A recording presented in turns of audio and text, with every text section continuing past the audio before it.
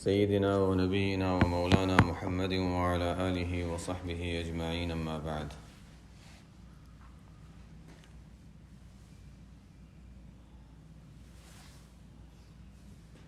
نبی کریم صلی اللہ علیہ وسلم کے دور کا آخری کچھ وقت چل رہا تھا. رسول اللہ صلی اللہ علیہ وسلم کو اس کا بہت زیادہ اہتمام تھا کہ مختلف علاقوں میں صحابہ جائیں اور وہاں جا کر وہاں کے لوگوں کی تعلیم کا، وہاں کے نظم کا اور اسلامی نظام قائم کرنے کا باقاعدہ نظام اور ترتیب بنائی جائے. اور اس کے لیے مختلف صحابہ کرام رضی اللہ عنہم کو آپ صلی اللہ علیہ وسلم مختلف علاقوں میں بھیجا کرتے تھے. یہی بات صحابہ رضی اللہ عنہم نے سیکھی تھی اور یہی وجہ ہے کہ پھر دوسرے ممالک میں آپ صلی اللہ علیہ وسلم جہاں خود نہیں پہنچ سکے تھے بلکہ عرب کے علاقے کے علاوہ باہر دیکھیں تو صحابہ نے آپ صلی اللہ علیہ وسلم کے اس کام کو سمجھا، مشن کو سمجھا، اور پھر آپ صلی اللہ علیہ وسلم کے بعد بھی مختلف علاقوں میں باہر پھیلتے رہے اور اسلام کی اشاعت کرتے رہے. اسی سے ہندوستان میں، پھر دوسرے علاقوں میں اور ایران میں اور مختلف علاقوں میں جو اسلام پہنچا وہ سب بعد میں پہنچا. بہرحال ایک مرتبہ یمن کے علاقے میں حضرت معاذ بن جبل رضی اللہ تعالیٰ عنہ کو بھیجنا تھا. مشہور صحابی معاذ بن جبل رضی اللہ عنہ بہت قوی، جس کو ہم سمجھے ذہانت اور فطانت اور سمجھداری اور فقاہت کے اعتبار سے بعض خاص باتیں آپ صلی اللہ علیہ وسلم نے حضرت معاذ رضی اللہ تعالیٰ عنہ کے سامنے وہ بیان فرمائی تھی جو عام لوگوں کے سامنے نہیں بیان فرمائی تھی. بعض کی خصوصیات ہوتی ہیں. انہوں نے عرض کیا یا رسول اللہ میں یہ بات دوسروں سے بتا تو نہیں دوسروں کو نہ بتانا، ابھی دوسروں میں وہ سمجھ نہیں ہے تو اس لیے ابھی دوسروں کو نہ بتانا، یہ تو خاص لوگوں کے لیے ہے. تو معاذ بن جبل رضی اللہ تعالیٰ عنہ کو آپ صلی اللہ علیہ وسلم نے حکم فرمایا کہ یمن جانا ہے قاضی اور حاکم کی حیثیت سے. وہ سواری پر سوار ہیں اور رسول اللہ صلی اللہ علیہ وسلم پیدل چل رہے ہیں. ایک عجیب انداز ہوگا کہ معاذ بن جبل رضی اللہ عنہ سواری پر اور آپ صلی اللہ علیہ وسلم نیچے ہیں. اور جیسے عام ہوتا یہ ہے کہ اونٹنی ہے تو اونٹنی پر تو سوار بھی اونچا ہوگا اور آپ صلی اللہ علیہ وسلم نیچے ہیں. ادب کے بہت خلاف معلوم ہو رہا تھا، لیکن آپ صلی اللہ علیہ وسلم کے یہی حکم تھا، انہوں نے اسی طرح کیا. آپ کا جیسا حکم ٹھیک ہے. ظاہر ہے یہ تعلیم تھی آپ صلی اللہ علیہ وسلم کی. اب یہی رنگ آگے چلتا ہے.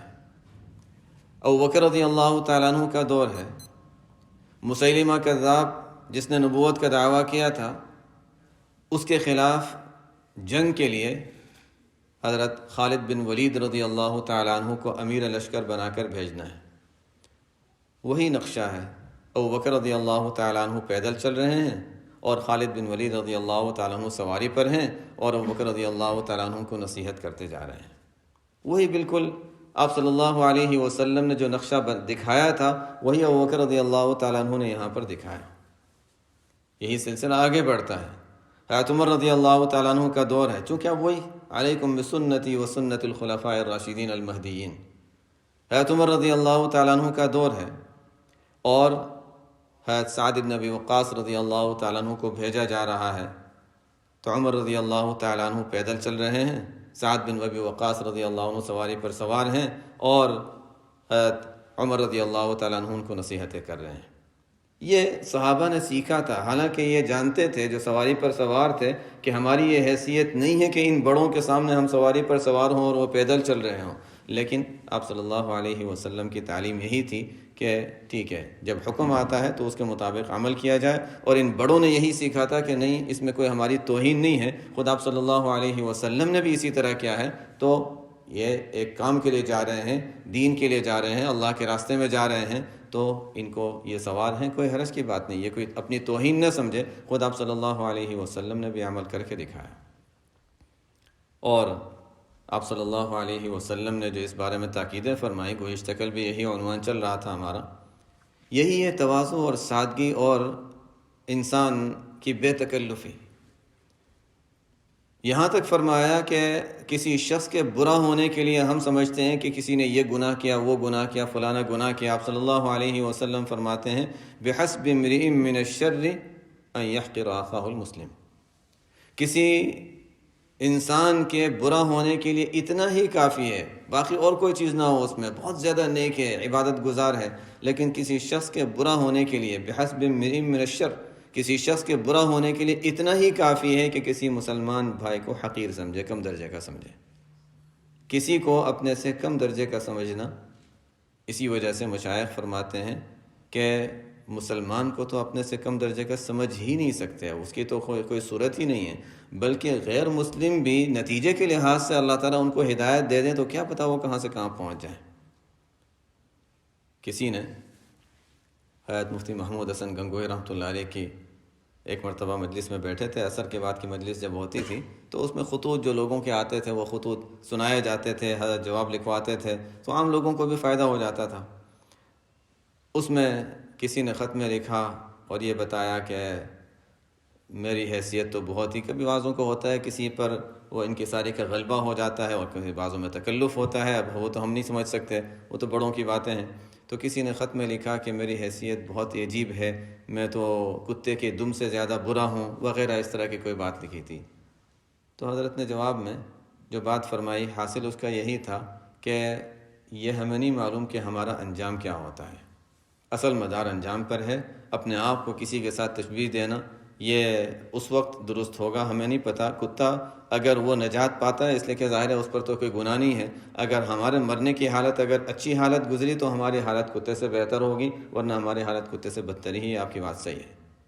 یعنی ایک انسان نے تکلفاً کہا تھا یا نہیں کہا تھا، لیکن حقیقت بتا دی کہ ہاں واقعی ایسا ہی ہے کہ اگر انجام کے لحاظ سے خاتمہ خیر پر ہوتا ہے تو پھر ٹھیک ہے، پھر خوشی کی بات ہے، پھر کامیابی ہے، پھر جانوروں سے ہم اعلیٰ ہو سکتے ہیں. لیکن اگر انجام اچھا نہیں ہے تو پھر ہم جانوروں سے بدتر ہے. اولئک کالانعام بل هم اضل.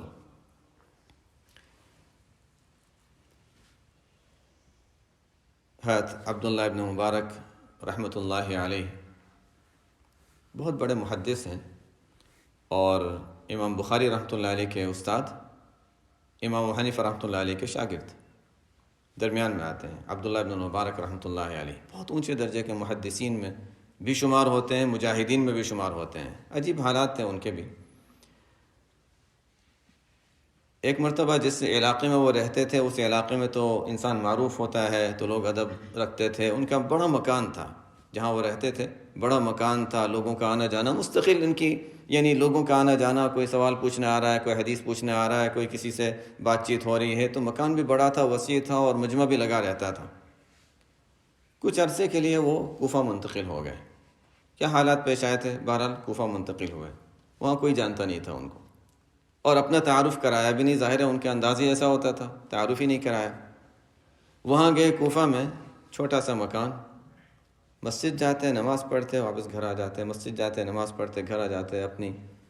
تو ان کے خاص جاننے والے ایک تھے، انہوں نے کہا کہ آپ کو وحشت محسوس نہیں ہوتی کہ وہاں اتنی رونق ہوا کرتی تھی آپ کے پاس اور اتنا زیادہ مجمع ہوا کرتا تھا، آپ کی مصروفیات ہوتی تھیں، یہاں کوئی مصروفیت نہیں اور آپ بس کوئی آپ سے نہ کوئی آپ کے پاس آتا ہے، مکان بھی چھوٹا. فرمایا کہ وحشت تو اس سے ہوتی تھی جہاں لوگ ہر وقت گھیر کر رکھتے تھے اور مجھے اپنا تنہائی کا کوئی موقع ہی نہیں ملتا تھا. یہ تو مزے کا وقت ہے کہ نہ کوئی ہمیں پوچھتا ہے نہ کوئی ہمارے پاس آتا ہے، ہم اپنی زندگی گزار رہے ہیں. پانی پینے کے لیے، پانی بھرنے کے لیے کنویں پر جایا کرتے تھے. وہاں جس علاقے میں تھے وہاں تو کبھی اس کا موقع ہی نہیں آیا ہوگا، اسے کہ شاگردوں کا اتنا بڑا مجمع ہوا کرتا تھا، خدام کا اتنا بڑا، حالانکہ ان کے یہاں خدمت کا دستور نہیں تھا، لیکن ظاہر ہے کہ جو طلباء آیا کرتے تھے ان کی خدمات تو ہر وقت حاضر ہی رہتی تھی. لیکن یہاں پر جب آئے، پانی بھرنے کے لیے گئے، اب وہاں کی عادت تو کچھ اور تھی، یہاں کا معاملہ کچھ اور ہے. گئے تو لوگ دھکا بھی دے رہے ہیں، آگے بھی بڑھ رہے ہیں اور دھکے بھی لگے ان کو.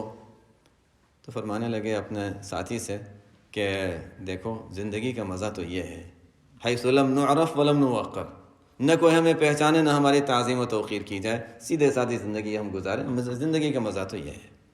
یہ وہ حضرات تھے کہ اتنے اونچے مقام پر، لیکن چاہتے تھے کہ ایسی جگہ، ایسی جگہ چلے جائیں جہاں پر کوئی ہمیں پہچانتا نہ ہو اور ہم سیدھی سادھی زندگی گزاریں۔ ہے شیخ الحدیث رحمۃ اللہ علیہ، ان پر بھی ایک مرتبہ یہی تقاضا ہوا ہوگا، کئی مرتبہ ہوا ہوگا، یہ تقاضا ہوا کہ بس اب مجمع بس اب میں کہیں تنہائی میں چلے جاؤں، کہیں ایسی جگہ چلے جاؤں جہاں کوئی مجھے جانتا نہ ہو۔ تو اب کس سے بڑے تو سب جا چکے ہیں، حضرت مولانا علی میاں رحمۃ اللہ علیہ سے کچھ اس طرح کی بے تکلفی، حالانکہ حضرت مولانا علی میاں رحمۃ اللہ علیہ تو شیخ رحمۃ اللہ علیہ کو اپنا بڑا اور شیخ کی جگہ ہی سمجھتے تھے، تو مختلف حضرات سے تذکرہ کیا ہوگا، اس میں حضرت مولانا ابوالحسن علی ندوی رحمۃ اللہ علیہ جو تھے ان کے سامنے بھی تذکرہ فرمایا کہ اب تو دل چاہتا ہے بس کہیں ایسی جگہ چلے جائے جہاں کوئی جان پہچان نہ ہو۔ حضرت مولانا علی میاں رحمۃ اللہ علیہ نے فرمایا کہ اب تو اگر آپ کسی غار میں بھی چلے جائیں گے وہاں بھی مجمع آپ کے پاس لگ جائے گا، اب آپ کا وہ وقت نہیں رہا کہ آپ تنہائی میں جا کر کہیں وقت گزارے، جہاں آپ جائیں گے غار میں بھی ہوں گے تو وہاں بھی لوگ آپ کے پاس آ جائیں گے۔ اللہ تعالیٰ کو جب کام لینا ہوتا ہے تو پھر اسی طرح کام لیتے ہیں، پھر انسان اپنی مرضی سے نہیں، وہ تو اللہ تعالیٰ نے جو اسباب بنا دیے ہیں اور جو راستے بنا دیے ہیں اسی کے مطابق انسان چلتا رہتا ہے۔ ایک مرتبہ کراچی، کل جو بات جہاں پر پھر رک گئی تھی، شیخ الحدیث رحمۃ اللہ علیہ کراچی تشریف لے گئے تو مختلف جگہوں پر مجمع ہوا کرتا تھا، اور ان حضرات کو یہ بڑے مجمع سے بڑی وحشت ہوا کرتی تھی کہ لوگ اتنا زیادہ ہمیں کیوں اہمیت دے رہے ہیں۔ لیکن ظاہر ہے حضرت مفتی احمد صاحب خانپوری مدثر اللہ فرماتے ہیں کہ انسان جو تنہائیوں میں عبادتیں کرتا ہے کوئی دیکھ نہیں رہا اس کو، ہم نے کیا کس وقت کیا، یہ چند دنوں کی بات نہیں کہ ہم صرف رمضان کا مہینہ گزار کر ہم سمجھے کہ ہمارے ساتھ یہ حالت پیش آ جائے گی۔ یہ اللہ والے جو ہیں یہ تنہائیوں میں عبادتوں کا اہتمام کرتے رہتے ہیں اور ایک وقت گزارتے ہیں، کسی نے دیکھا نہیں ان کو عبادت کرتے ہوئے، ایک وقت آتا ہے کہ بس لوگ ان کے پیچھے آنے لگتے ہیں کہ بس ٹھیک ہے، کوئی ان میں کوئی کشش ہوتی ہے، جیسے مقناطیس کے پاس جو لوہے وغیرہ جو ہوتے ہیں اس طرح کی چیزیں ہوتی ہیں وہ کھینچتی چلی جاتی ہیں، اس طرح لوگ ان کی طرف کھینچتے چلے جاتے ہیں، لوگوں کو بھی نہیں پتہ کہ کیوں، بس ہمیں ان سے تعلق ہے اور ہمیں ان کے قریب ہونے کی کوشش کرنی ہے۔ کسی نے دیکھا نہیں ان کو تہجد پڑھتے ہوئے، نماز پڑھتے ہوئے، کوئی خاص عبادت کرتے ہوئے، حتیٰ کہ نہ ان کا کوئی بیان سنا کبھی۔ شیخ رحمۃ اللہ علیہ تقریر فرماتے نہیں تھے، باوجود اتنے بڑے محدث ہونے کے بیان کا دستور نہیں تھا، کبھی تقریر نہیں فرماتے تھے۔ دعا کا بھی ذکر آیا تھا، دعا بھی سری ہوا کرتی تھی۔ عام طور پہ آج کل یہ سمجھا جاتا ہے کہ زبان ہی کی طاقت سے انسان مجمع اپنے ساتھ جمع کر سکتا ہے، اچھا تقریر اچھی کرے گا، بات اچھی کرے گا، یہ کرے گا وہ کرے گا۔ شیخ رحمۃ اللہ علیہ خاموش زندگی تھی، لوگ آتے تھے، ہاں کبھی کوئی بات کہہ دی، کبھی کچھ فرما دیا، ملفوظات میں کوئی باتیں آ گئیں تو آ گئیں، ورنہ بس خاموشی۔ تعلیم ہو رہی ہے، اچھا دعا فلانا کرائے گا، تعلیم فلانا کرے گا، یہ ہوگا، بس مجمع آ رہا ہے۔ کیوں آ رہا ہے؟ نہ ان کو عبادت کرتے ہوئے دیکھا، نہ کچھ دیکھا، بس اللہ تعالیٰ کی طرف سے، جس کو قرآن نے فرمایا ان الذین آمنوا وعملوا الصالحات، جب انسان ایمان عمل صالح میں مضبوط قدم اس کا جم جاتا ہے تو سیجعل لهم الرحمن ودا، اللہ تعالیٰ لوگوں کے دلوں میں ان کی محبت ڈال دیتے ہیں۔ اب ہمیں نہیں پتہ ہوتا کہ ہم دوسروں کے بجائے ان سے قریب، حالانکہ دوسروں کو ہم نے دیکھا کہ وہ پورا دن تلاوت بھی کر رہا تھا، نفل بھی پڑھ رہا تھا، ٹھیک ہے ان کے ساتھ محبت اور تعلق ہوگا، لیکن وہ اللہ والے کے ساتھ جو ایک خصوصی جو ہمارا دل جو ان کی طرف کھینچ رہا ہے وہ من جانب اللہ ہوتا ہے۔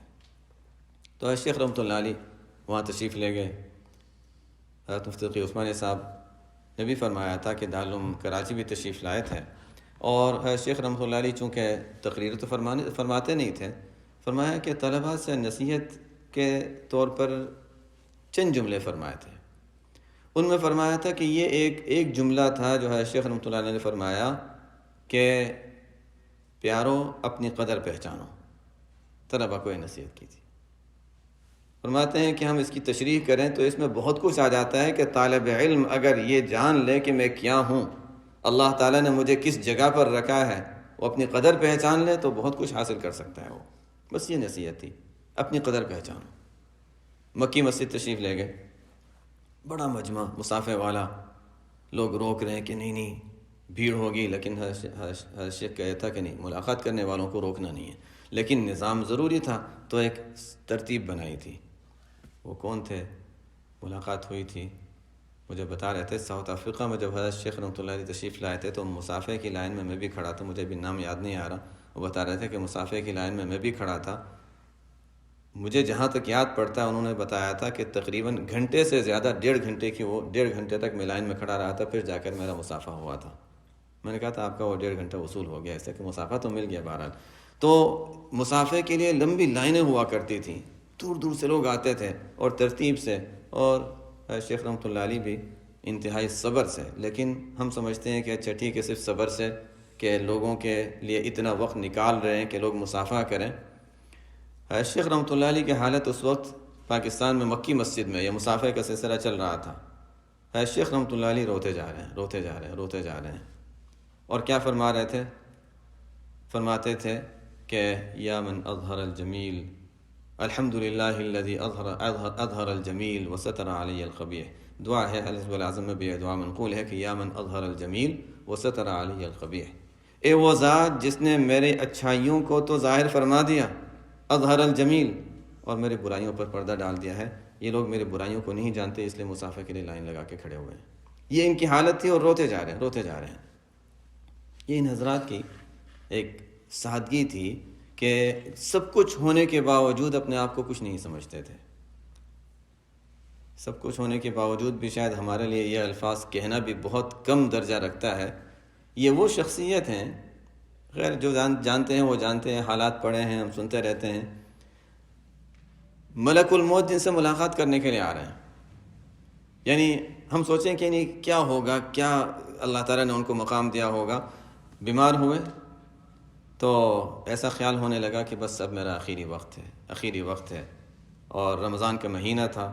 دوسروں سے کہا کہ چلو سحری جلدی وقت سے پہلے کرے، سحری کھا لو، ایسا نہ ہو کہ میرا آخری وقت آ جائے گا تو سحری رک جائے گی، دوسروں کی فکر کہ کہیں دوسروں کو پریشانی نہ ہو، تو سحری کھا لو، نہیں ابھی وقت ہے، بعد میں کھائیں گے۔ اور حضرت فرماتے ہیں مجھے ایسا لگ رہا تھا بس میرا آخری وقت ہے، تکلیف اتنی بڑھ گئی تھی، ایسا لگ رہا تھا کہ آخری وقت ہے۔ لیکن خیر اس وقت تو کچھ ہوا نہیں۔ صبح پھر میں لیٹا ہوا تھا کہ کوئی صاحب آئے، بہت انتہائی خوبصورت سفید لباس میں، ملاقات کی۔ پوچھا آپ کون؟ کہا کہ وہی جن کا آپ کل انتظار کر رہے تھے رات کو۔ ملک الموت ہیں؟ ہاں میں ملک الموت۔ اچھا چلیے چلتے ہیں۔ نہیں ابھی آپ سے کام لینا ہے، میں تو صرف ملاقات کرنے آیا ہوں۔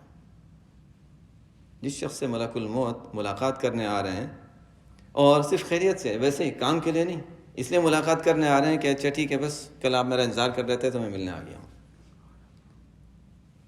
بیداری میں 2-3 مرتبہ ملک الموت ملاقات کرنے آئے ہیں، اور قریب کے خدام نے آواز بھی سنی ہے۔ وہ صرف حضرت شیخ رحمۃ اللہ علیہ کے کہنے پر نہیں، بلکہ وہاں جو حضرات موجود تھے انہوں نے آوازیں بھی سنی ہے کہ بات چیت ہو رہی ہے۔ ایک مرتبہ مدینہ منورہ میں بعض خدام، جس میں ہمارے حضرت مولانا مظہر عالم صاحب قدس اللہ، وہ بھی وہاں اس وقت خدام میں موجود تھے، اسی حجرے میں موجود تھے۔ بتیاں بند ہو گئی، جانے والے چلے گئے، حضرت شیخ رحمۃ اللہ علیہ لیٹ گئے، اور تھوڑی دیر میں دیکھا حضرت کسی سے بات کر رہے ہیں۔ اس وقت تو کچھ کہا نہیں۔ دوسرے دن صبح پوچھا کہ حضرت کل رات آپ کسی سے بات کر رہے تھے، اچھا تم نے سنا تھا؟ ہاں آواز آ رہی تھی، آپ بات کر رہے تھے کسی سے، لیکن کیا بات ہو رہی تھی پتہ نہیں چلا، لیکن ملک الموت آئے تھے، ملاقات کرنے آئے تھے۔ میں نے کہا چلتے ہیں، کہ نہیں ابھی آپ کا وقت باقی ہے۔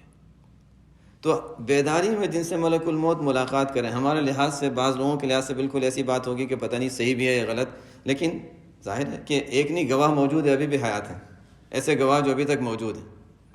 خواب میں ملاقات ہوئی وہ الگ، لیکن یہ تو بیداری کی بات ہے۔ پلین میں سفر کر رہے تھے، اور یہ سفر کے دوران کھڑے نہیں ہو سکتے تھے، ایک تو معذوری تھی ہی، لیکن چکر آ جاتے تھے، اور نماز کا بہت زیادہ اہتمام تھا۔ ظاہر ہے نماز کا بہت زیادہ اہتمام تھا۔ اب درمیان میں نماز کا وقت آ جائے گا، 6 گھنٹے کی فلائٹ ہے، درمیان میں 3 گھنٹے میں نماز کا وقت آئے گا، کھڑے ہو کر استنجا کے وضو کرنے کے لیے جا نہیں سکتے، اس لیے کہ کھڑے نہیں ہو سکتے، چکر آ جاتے ہیں۔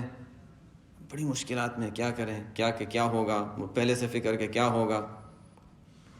عجیب اللہ تعالیٰ کا نظام ہے، عجیب نظام ہے۔ پڑھتے ہیں تو ایسا لگتا ہے کہ نہیں یہ کچھ عجیب سی باتیں ہیں۔ 3 گھنٹے ہوئے اور نماز کا وقت ہو گیا۔ حضرت شیخ کو اچھا فجر کے وقت، اب خدام سے پوچھا فجر کے وقت ہو گیا، بس تھوڑی دیر باقی ہے۔ اتنے میں اعلان ہوتا ہے کہ ہمیں ایمرجنسی پلین کو روکنا پڑ رہا ہے کسی جگہ۔ کیوں؟ اعلان یہ ہوتا ہے کہ ہمیں ابھی لندن کے ایئرپورٹ جب ہم پہنچیں گے تو اس وقت وہاں ٹریفک ہوگی، ہمارے پاس پیٹرول اتنا ہی ہے، گیس اتنی ہی ہے کہ ہم بس وہاں پہنچ سکیں، تھوڑی دیر ہمیں اوپر چکر لگانا پڑے گا، اس کی وجہ سے ہمیں مزید پیٹرول کی ضرورت پیش آ رہی ہے، تو ہم یہاں ابھی درمیان میں رک رہے ہیں پیٹرول لینے کے لیے، وہاں گیس لینے کے لیے۔ شیخ رحمۃ اللہ علیہ نے پوچھا کیا اعلان ہوا؟ کہا یہ اعلان ہوا ہے۔ چلو مسکرانے لگے، چلو ہمارے نماز کا انتظام ہو گیا۔ عجیب نظام ہے، حالانکہ 6 گھنٹے کی فلائٹ 6 گھنٹے میں پہنچ جاتی ہے، لیکن درمیان میں یہ ایک سے زیادہ مرتبہ اس طرح کے واقعات بھی پیش آئے ہیں۔ بہرحال یہ تو اللہ تعالیٰ ان حضرات کو عجیب جب انسان کے دل میں ایک طلب ہوتی ہے، فکر ہوتی ہے، اور تو وہ جب اللہ تعالیٰ سے جب کسی چیز کی خواہش کا اظہار فرماتے ہیں تو اللہ تعالیٰ اس کو پورا بھی فرماتے ہیں۔ عجیب ان کے اس طرح کے واقعات بھی بڑے عجیب سے ملتے ہیں۔ حضرت ابوبکر صدیق رضی اللہ تعالی عنہ، حضرت عمر رضی اللہ تعالیٰ عنہ، تاریخ میں اس طرح کے واقعہ مذکور ہے۔ بعض باتیں وہ ہوتی ہیں کہ اس کے بارے میں یہ شبہ ہوتا ہے کہ پتہ نہیں صحیح بھی ہے یا نہیں، لیکن حضرت ابوبکر رضی اللہ عنہ کے واقعات اس سے بہت بڑھ کر ہیں۔ یہ بھی ایک واقعہ تاریخ میں ملتا ہے، تاریخی واقعہ ہے۔ حضرت عمر رضی اللہ تعالیٰ عنہ دیکھتے تھے کہ ابوبکر رضی اللہ تعالیٰ عنہ فجر کے بعد کہیں جاتے ہیں۔ کہاں جاتے ہیں؟ کہیں جاتے ہیں تھوڑا سا آبادی سے باہر۔ ان کو یہ خیال ہوا کہ میں دیکھوں تو صحیح جاتے کہاں ہیں۔ تو ایک مرتبہ دیکھا کہ جاتے ہیں، ادھر جاتے ہیں، فلانا مکان ہے اس میں گئے، تھوڑی دیر کے بعد مکان سے باہر گئے اور اپنے کام میں لگ گئے۔ حضرت عمر رضی اللہ تعالیٰ عنہ نے دیکھا کہ اچھا یہ ابوبکر رضی اللہ عنہ کا روزانہ کا معمول ہے کہ وہاں جاتے ہیں اور جا کر پھر تھوڑی دیر کے بعد باہر آ جاتے ہیں۔ عمر رضی اللہ تعالیٰ عنہ اس مکان میں تشریف لے گئے، دیکھا ایک بوڑھی عورت ہے اور وہاں پر بیٹھی ہوئی ہیں، نابینا ہیں، معذور ہیں۔ عمر رضی اللہ تعالیٰ عنہ تشریف لے گئے، پوچھا کہ آپ کون ہیں؟ کہا بس میں معذور ہوں، میری بینائی نہیں ہے۔ یہ آدمی کون ہے جو آتے ہیں؟ کہا کہ یہ آتے ہیں روزانہ صبح میری خدمت کر دیتے ہیں، ذرا سا کچھ کھانا وغیرہ کے لیے کچھ تیاری کر دیتے ہیں میری، اور گھر کی صفائی وغیرہ کر دیتے ہیں، یہ صفائی کے لیے آیا کرتے ہیں، کام کے لیے آیا کرتے ہیں۔ عمر رضی اللہ تعالیٰ نے پوچھا آپ جانتی ہیں کہ وہ کون ہیں؟ نہیں میں نہیں جانتی کون ہے، بس یہ ایک ہیں جو آتے ہیں، بس یہ خدمت کر دیا کرتے ہیں میری اور چلے جاتے ہیں۔ عمر رضی اللہ تعالیٰ عنہ، ظاہر ہے دل پر جو اثر ہوا ہوگا وہ تو ہوا۔ ابوبکر رضی اللہ تعالیٰ عنہ کی وفات ہو جاتی ہے۔ عمر رضی اللہ تعالیٰ عنہ سوچتے ہیں اچھا اب یہ کام مجھے سنبھالنا ہے۔ دوسرے دن عمر رضی اللہ تعالیٰ عنہ وہاں پہنچ جاتے ہیں۔ وہی ابوبکر رضی اللہ تعالیٰ عنہ جو کیا کرتے تھے انہوں نے بھی کیا، کھانا وغیرہ، ویسے کہ پہلے سے دیکھ لیا تھا کہ کیا کرتے ہیں وہ، تھوڑا بہت کھانا دیا اور سب کچھ۔ تو بڑھیا نے کہا کہ ان صاحب کا انتقال ہو گیا کیا؟ وہ جو آیا کرتے تھے ان کا انتقال، حالانکہ وہ دیکھ نہیں رہی کہ کون ہے، ان کو تو یہ لگا ہوگا کہ، لیکن عمر رضی اللہ تعالیٰ عنہ تھے۔ پوچھا ان کا انتقال ہو گیا؟ کہ آپ کو کیسے پتا؟ کہا وہ جب مجھے کھجور دیتے تھے تو گٹلی نکال کر دیا کرتے تھے تاکہ مجھے چبانے میں تکلیف نہ ہو، تو آپ نے گٹلی نہیں نکالی، اس سے مجھے معلوم ہوا کہ آپ وہ تو نہیں ہیں جو پہلے والے تھے، یہ آپ کوئی اور ہیں۔ بہرحال یہ ان حضرات کی عجیب شان تھی کہ باوجود خلیفہ ہونے کے، باوجود اتنی ذمہ داریاں ہونے کے اور اتنا اونچا مقام ہونے کے، لیکن اس طرح کی خدمات وغیرہ سے کبھی پیچھے نہیں ہٹتے تھے، بلکہ اس کو بہت مخفی طور پر کیا کرتے تھے۔ ہمارے اکابر میں حضرت، اگر سلسلہ ہمارا جو چلتا ہے، حضرت شیخ الحدیث رحمۃ اللہ علیہ، ان کے شیخ تھے حضرت مولانا خلیل احمد سہارنپوری رحمۃ اللہ علیہ، ان کے شیخ تھے حضرت مولانا رشید احمد گنگوہی رحمۃ اللہ علیہ، حضرت مولانا رشید احمد گنگوہی رحمۃ اللہ علیہ کے شیخ تھے حضرت حاجی امداد اللہ مہاجر مکی رحمۃ اللہ علیہ۔ جو حضرات نئے ہیں ان کے لحاظ سے شاید یہ سلسلہ ان کے ذہن میں نہ ہو، حضرت حاجی امداد اللہ رحمۃ اللہ علیہ کے شیخ تھے حضرت میاجی نور محمد جھنجھانوی رحمۃ اللہ علیہ۔ حضرت حاجی صاحب رحمۃ اللہ علیہ نے مشکات تک تو تعلیم حاصل کی تھی، اس کے بعد بس کچھ اور دل کی کیفیت ایسی تھی کہ نہیں اب کتابیں نہیں، اب کسی اور چیز کی ضرورت ہے۔ وہ دل میں جو عشق الہی ابھر رہا تھا، تلاش تھی کہ کسی سے اصلاحی تعلق قائم کریں، کبھی ادھر جاتے نہیں ابھی دل مطمئن نہیں ہوتا، ادھر جاتے دل مطمئن نہیں ہوتا، اور مختلف جگہوں پر جاتے بھی رہتے، معلومات بھی کرتے ہیں، لیکن کہیں اطمینان نہیں ہو رہا تھا کہ میں کسی جگہ جا کر اپنا اصلاحی تعلق قائم کروں۔ دل میں ایک طلب تھی بہت زیادہ۔ خواب میں نبی کریم صلی اللہ علیہ وسلم کی زیارت ہوتی ہے۔ آپ صلی اللہ علیہ وسلم کے پاس ایک بزرگ بیٹھے ہیں۔ حضور صلی اللہ علیہ وسلم نے حضرت حاجی صاحب رحمۃ اللہ علیہ کا ہاتھ ان کے ہاتھ میں دے دیا۔ خواب سے بیدار ہوئے۔ اب پھر دوبارہ اس لیے کہ ایک عرصے سے تلاش تھی، اب دوبارہ جوش اٹھا کہ اچھا اب تلاش کریں کہ یہ کون صاحب ہے۔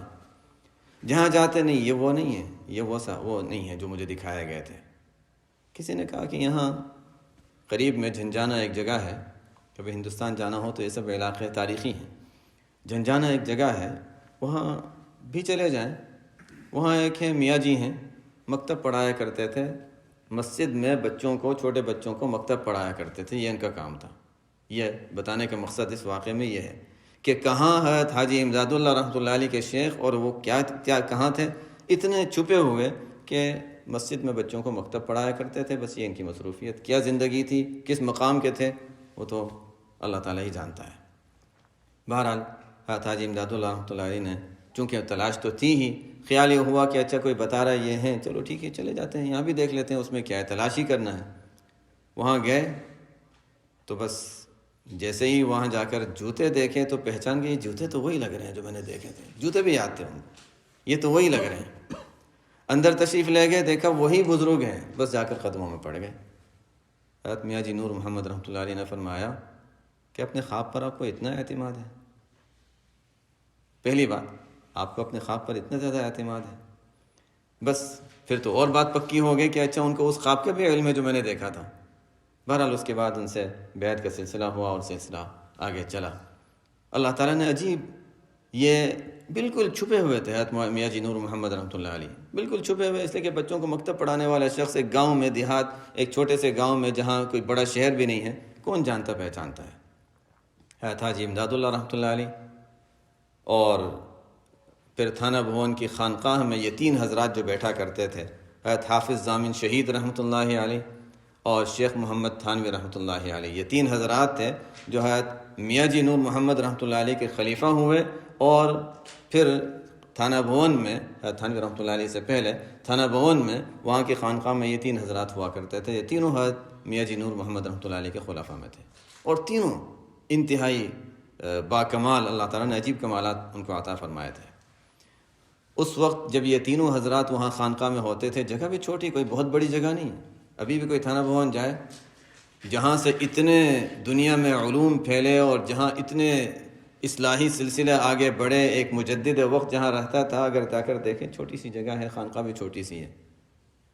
بہرحال وہاں پر اس زمانے میں یہ تین حضرات ہوا کرتے تھے۔ اس وقت یہ دکان معرفت، کوئی معرفت کی دکان ہے، یہ جس کو جس سے مناسبت ہے وہاں چلے جائے اور فائدہ اٹھا لے۔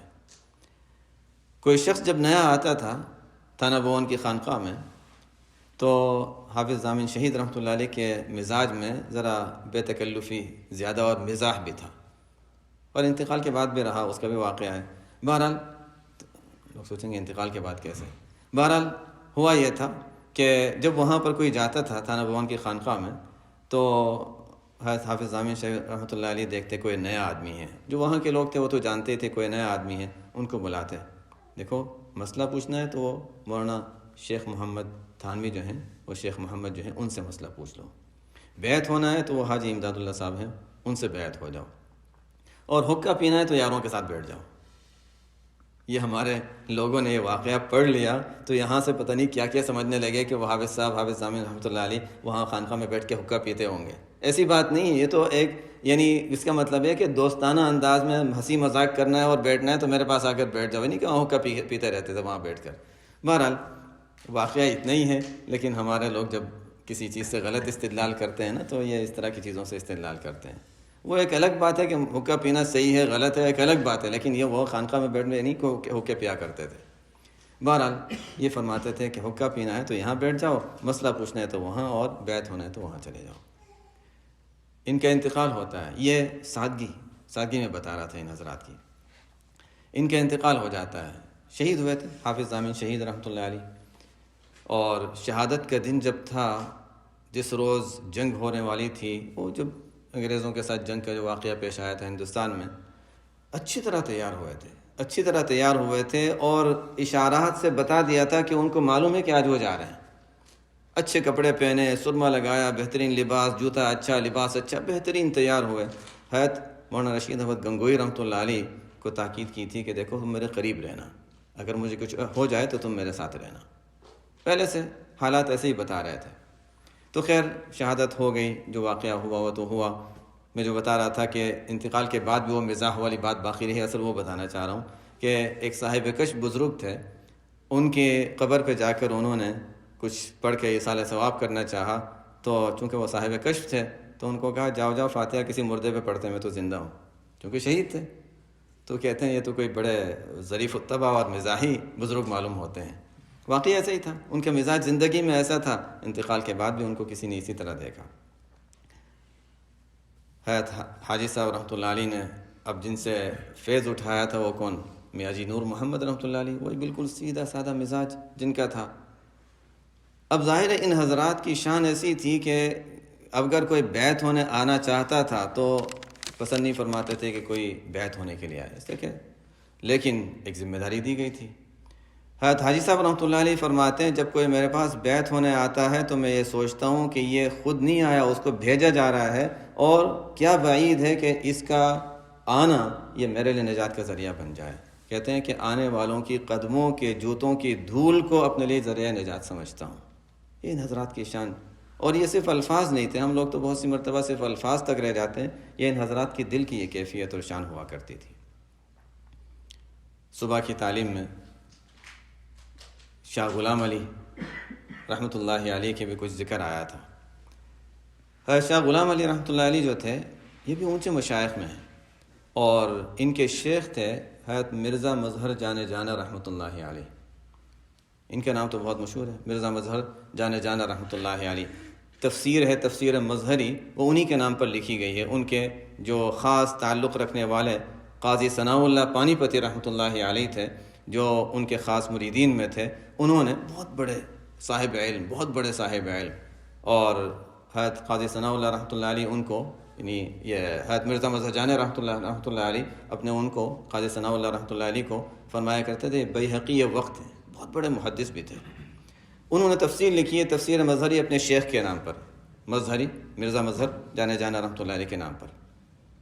تو بہرحال شاہ غلام علی جو تھے ان کا تعلق حضرت مرزا مظہر جانے جانا رحمۃ اللہ علیہ سے تھے، اور مرزا مظہر جانے جانا رحمۃ اللہ علیہ ان کا مزاج بہت نازک مزاج، جنہوں نے واقعات پڑھے ہیں سنے ہیں کہ بہت نازک مزاج تھا ان کا. یعنی ایک تو اصلاح میں بھی بہت زیادہ باریک بینی، لیکن ویسے بھی ان کا مزاج بہت نازک تھا، اور لوگوں کو اس کا پتہ تھا. ان کا مزاج کیسا تھا کہ ایک مرتبہ کسی نے اپنے گھر دعوت دی ان کو، تو بچوں کو پہلے سے سکھا دیا کہ دیکھو بہت ان کے مزاج میں بہت نزاکت ہے، تو بچوں کو پہلے سے سکھا دیا کہ دیکھو تمہیں ادب سے بیٹھنا ہوگا اور اچھی طرح بیٹھنا. ان کو کئی دنوں تک تو سکھاتے رہے، اور پھر اس کے بعد حضرت کی دعوت کی، حضرت گھر آئے، حضرت کو کھانے جب بٹھایا تو بچے بھی آ کر ادب سے بیٹھ گئے. تھوڑی دیر تک بیٹھے، میں تو سر میں درد ہو گیا. جب کوئی چیز خلاف مزاج ہوتی تھی سر میں درد ہو جاتا تھا. تو حضرت نے فرمایا میرے تو سر میں درد ہو گیا. حضرت کیا بات ہے؟ یہ بچے ہیں یا بڑے ہیں؟ انہوں نے تو خاص تربیت کی تھی کہ بچوں کو ادب سے بٹھایا، کہ بچوں کو تو بچوں کی طرح کھیلنا چاہیے، یہ بڑوں کی طرح بیٹھے ہوئے ہیں. تو یہ ان کا مزاج تھا. تو اس مزاج کے ساتھ حضرت شاہ غلام علی رحمۃ اللہ علیہ نے کتنا برداشت کیا ہوگا. یہی ان کی اصلاح کا ایک ذریعہ تھا.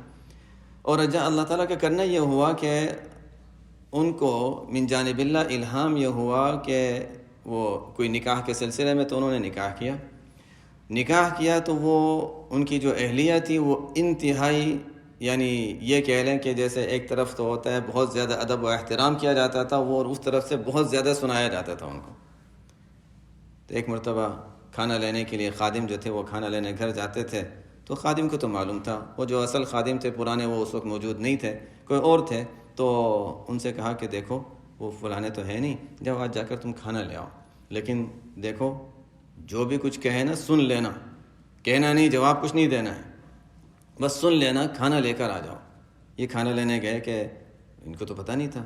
حضرت فرما رہے ہیں کہ آئے بڑے حضرت، کون حضرت ہیں، تم لوگوں نے ان کو حضرت بنا دیا ہے، بہت کچھ سنایا۔ تو ان کو تو غصہ آ گیا اور یہ سامنے سے بولنے لگے، اور پھر حضرت کے پاس آ کر میں نے کہا انہوں نے کہا کہ پہلے ہی میں نے بتایا تھا کہ کوئی جواب دینے کی ضرورت نہیں، بس کھانا لینے کا آتا، کھانا لے کے آ جاتے۔ تو فرماتے ہیں کہ اس عورت کے مجھ پر بہت زیادہ احسانات ہیں، ان کے اس تکلیفوں پر، اس کے کہنے پر صبر کی وجہ سے اللہ تعالیٰ نے مجھے بہت کچھ دے رکھا ہے۔ یہ بھی تو ہوتا ہے، جب تکالیف پر صبر ہو تو اللہ تعالیٰ کی طرف سے عنایتیں بھی اور خصوصی رحمتیں بھی بڑھ جایا کرتی ہیں۔ یہ بھی ایک عجیب تاریخ ہے۔ اگر ہم دیکھیں آپ صلی اللہ علیہ وسلم کی سیرت میں سب سے زیادہ اعزاز کا، عزت کا واقعہ جو آپ صلی اللہ علیہ وسلم کے ساتھ ظاہر اعتبار سے ہم دیکھیں جو پیش آیا، وہ کون سا تھا؟ واقعہ معراج۔ اس سے پہلے کیا پیش آیا تھا؟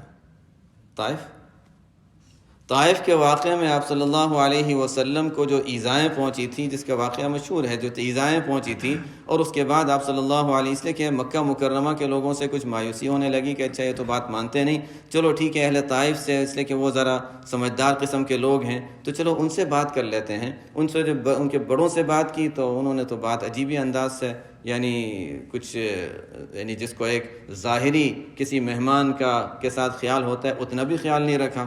ان سے یہ کہا اچھا ٹھیک ہے، اگر میری دعوت کو قبول نہیں کرتے تو کم از کم اتنا کرو کہ مکہ والوں کو نہیں بتانا کہ میں تمہارے پاس آیا تھا، ورنہ ان کی ایذائیں بڑھ جائیں گی۔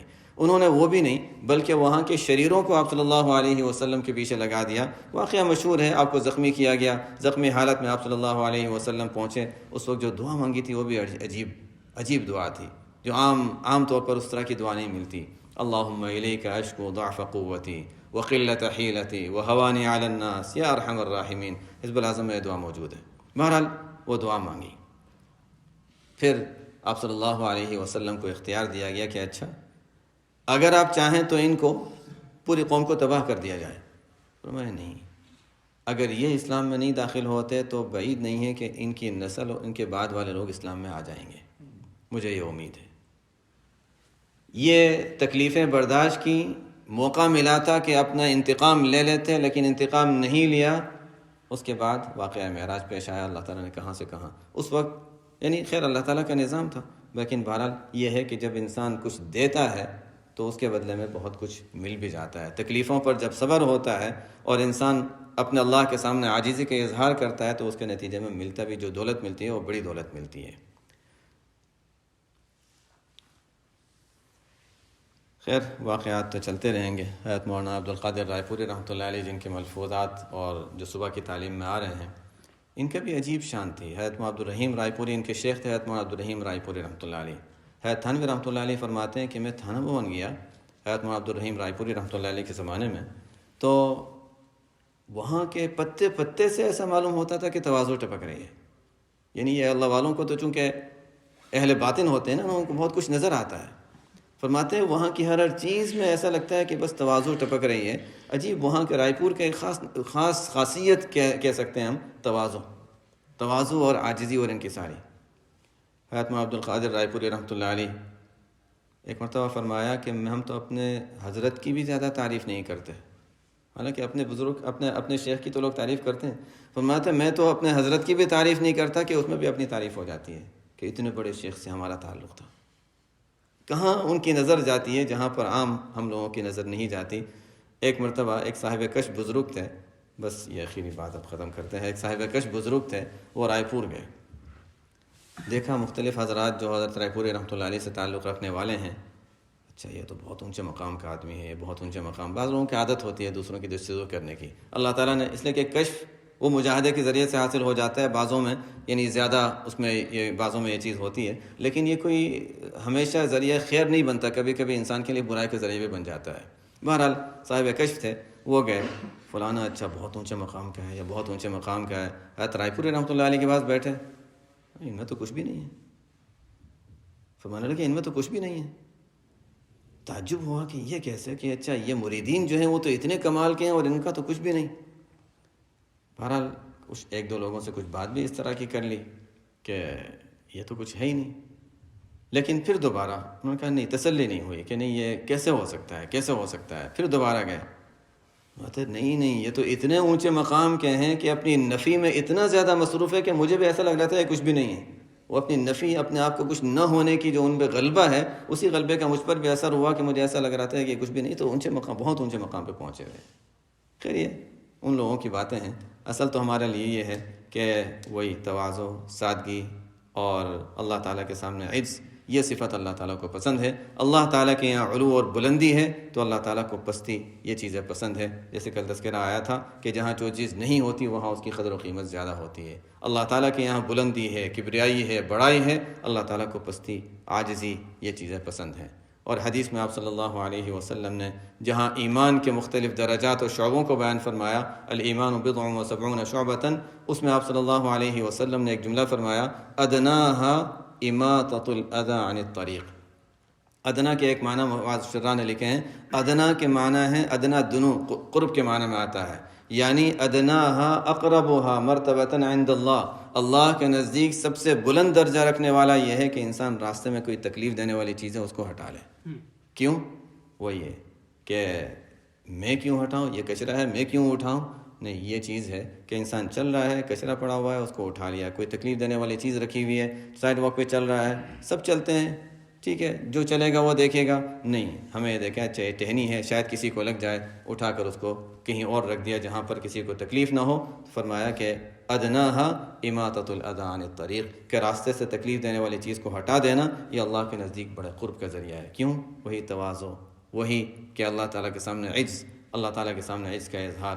مجھے یاد ہے شروع میں جب ہم بفلو گئے تھے تو وہاں پر جنہوں نے بعد میں دیکھا ہے وہ تو مکان اور مسجد متصل ہیں، پہلے حضرت رحمۃ اللہ علیہ باہر سے جایا کرتے تھے، میں بھی ساتھ چلتا تھا، تو فرماتے دیکھو مسجد جاتے ہوئے تو ہاتھ گندے ہو جاتے ہیں، اس لیے اس وقت تو نہیں کرنا ہے، لیکن مسجد سے واپس گھر جاتے ہوئے جب بھی کچرا نظر آئے نا تو اس کو اٹھا لیا کرنا اور کچرے میں ڈال دینا۔ اور میں نے خود دیکھا حضرت رحمۃ اللہ علیہ کہ یہ مستقل معمول تھا، اس لیے کہ وہاں لوگوں کی اس وقت عادت تھی کچرے پھینکنے کی، اس وقت علاقہ کچھ اور تھا، بعد میں علاقہ بدل گیا، تو کچرے باہر ہوا کرتے تھے۔ مسجد سے گھر جاتے ہوئے جہاں کوئی کچرا نظر آیا اٹھایا اور جا کر کچرے میں پھینک دیتے تھے اس کو، اماطۃ الاذی عن الطریق۔ اور کبھی کبھی دیکھتے بھی تھے کہ ہم اس پر عمل کرتے ہیں یا نہیں کرتے، اور ہم لوگوں کی عادت، نظر کہیں گئی تو گئی، راستے میں آ گیا تو آ گیا، سائڈ پہ کون دیکھتا ہے، تو تنبیہ بھی ہو جاتی تھی کہ اچھا تم لوگ آنکھیں بند کر کے چلتے ہو، دیکھو یہ کچرا نظر نہیں آ رہا۔ ادناہا اماطۃ الاذی عن الطریق، راستے سے کچرا، تکلیف دینے والی چیز، ان چیزوں کو ہٹانا، یہ اللہ کے یہاں قرب کا اور اللہ کے یہاں اللہ تعالیٰ کی رضا کا ذریعہ بن جاتا ہے۔ سبحانک اللہم و بحمدک، اشہد ان لا الہ الا انت، استغفرک و اتوب الیک۔